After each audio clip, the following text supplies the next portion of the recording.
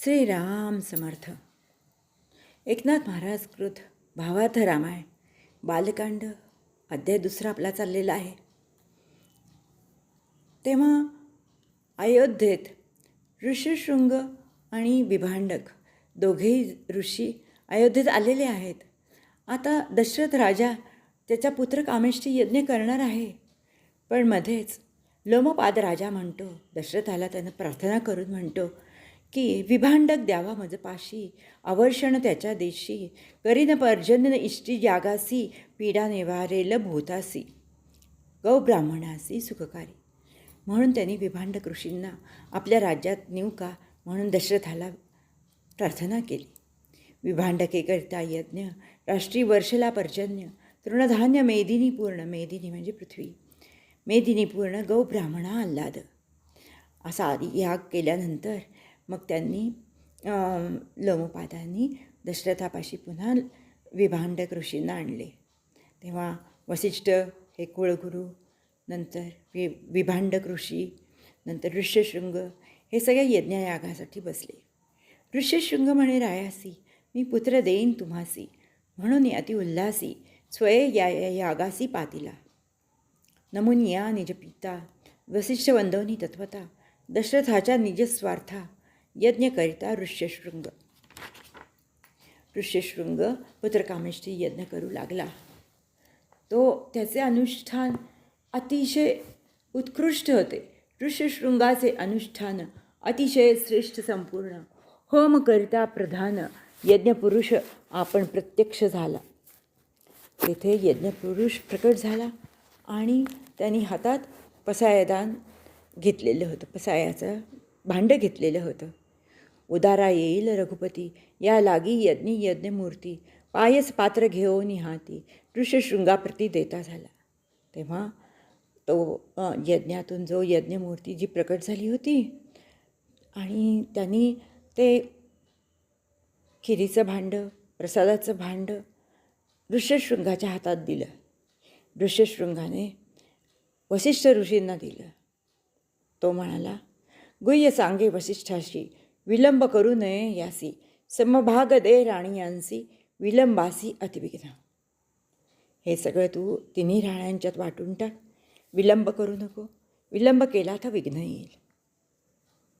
आता वसिष्ठांनी भविष्याची स्थिती जाणलेली आहे. त्यामुळे वसिष्ठ ऋषींनी काय केलं? कौसल्या भाग परब्रह्म, सुमित्रा भाग भजनोत्तम, कैकेयी भाग परमब्रह्म धर्म, भागानुक्रम विभागे. कौसल्या ते धर्मपत्नी, सुमित्रा वरली साध्वी म्हणून, कैकेयी वरली सुंदरपणी, रूप यौवनी गर्विष्ठ. आता 3 भाग तर केले. पण कैकेयीला काय वाटलं की मी माझ्या दशरथ राजाची सगळ्यात आवडती आहे, त्यामुळे त्यांनी मला ज्येष्ठ भाग असं समजून मला पहिला भाग द्यायला पाहिजे होता. कौसल्याला नको होता द्यायला. का बरं असं केले? तेव्हा वसिष्ठ म्हणाले, जरी अमोलिक हिरे होती, ते शालिग्रामासम न पूज्य होती, तू झाली या पडियंती, श्रेष्ठ भागा प्रति अयोग्य. तू जरी सुंदर असलीस, तू जरी रूप आवडती असलीस, तरी तू हा पहिला भाग घेण्याच्या साठी अयोग्य आहेस. कौसल्या आणि सुमित्रेचा जो भाग आहे तो त्यांच्यासाठी उत्कृष्ट आहे, पण तुझ्यासाठी तो भाग चालणार नाही. काही न चाले वरिष्ठावरी, क्रोध द्वेष गुरुचा करी, विभागा आलियाही करी, सुख जिवारी असेना. एवढं पायस मिळूनसुद्धा कैकेयीला त्याच्यातून सुख काही घेता आलं नाही. आणि शिवाय ती कुळगुरूंशी क्रोध केला तिने. त्याच्यामुळे आता त्याचं काय होईल बघा. तुम्हाला माहिती आहे की कौसल्यात कैकेयीचा जो भाग होता तो घारीने झडप घालून पळवून नेला. तर ती घारसुद्धा कोण होती? तर ती सुवर्चसा नावाची एक अप्सरा होती. आणि तिची अशी कथा आहे की ती सत्ययुगात मद्य घेऊन नाचू लागली आणि तिचा ताल चुकला. आणि तिचा ताल चुकला म्हणल्यावर तिला ब्रह्मदेवानी शाप दिला की तू अशीच इकडं तिकडं फिरत राहशील आणि अशीच तू आणि तुला मुक्ती मिळणार नाही. ती खूप तिला शोक झाला आणि ती म्हणाली मला उशाप द्या. तेव्हा ब्रह्मदेव म्हणाले की दशरथ जेव्हा पुत्र याग करील तेव्हा तिथे तू जा आणि एक भाग त्यातला प्राशन कर.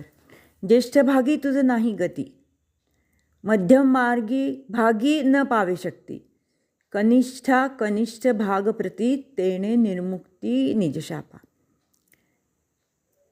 तेव्हा ती काय घारींनी काय केलं, कौसल्या पतिव्रता ती वरी न घालवेची सर्वथा, सुमित्रा शुद्ध सत्वस्था तीही वरी तत्वता न घालवेची. झडप जी घालणार होती तिने कौसल्या प्रतिव्रता आहे, ती श्रेष्ठ आहे म्हणून तिच्यावर झडप नाही घातली. सुमित्रा तीही शुद्ध आहे, तिच्यावरही तिने झडप नाही घातली. पण कैकेयी अधिक क्रोधायमान निज भागी नाही मन, रागे पाहे रायाचे वचन तव घारीने हिरोनी भाग नेला. कैकेयी काही मनातून संतुष्ट नव्हती की आपल्याला तिसरा भाग दिला, त्याच्यामुळे ती मनातून संतुष्ट नव्हती आणि ती दशरथ राजाकडे रागानं पाहत होती. ते पाहताच घारीने पटकन तिच्या इथून हार भाग हिरवून नेला. तोंडावर हाणी पाखी हात ओरबडला नखी, भाग घालोनिया मुखी गेली एकाएकी गगनासी.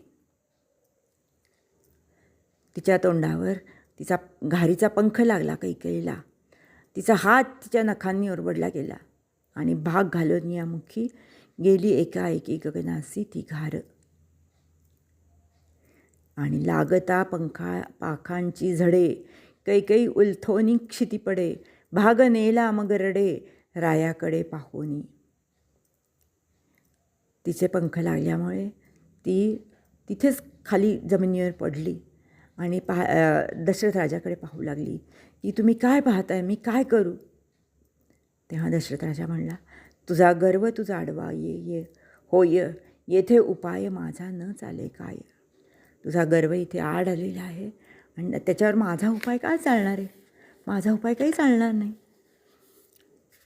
तेव्हा ते काय म्हणाले, वसिष्ठ काय म्हणाले, अंधा हातीचे रत्न पडे ते त्यास न सापडे, कैकेयी ही तेणेची पाडे रडे पडे अतिदुःखी. आंधळ्याच्या हातातून जर का रत्न पडलं तर ते त्याला सापडणार आहे का, त्याला नाही सापडणार. त्याच्यामुळे तसंच कैकेयीचं झालं होतं आणि ती रडत पडली होती.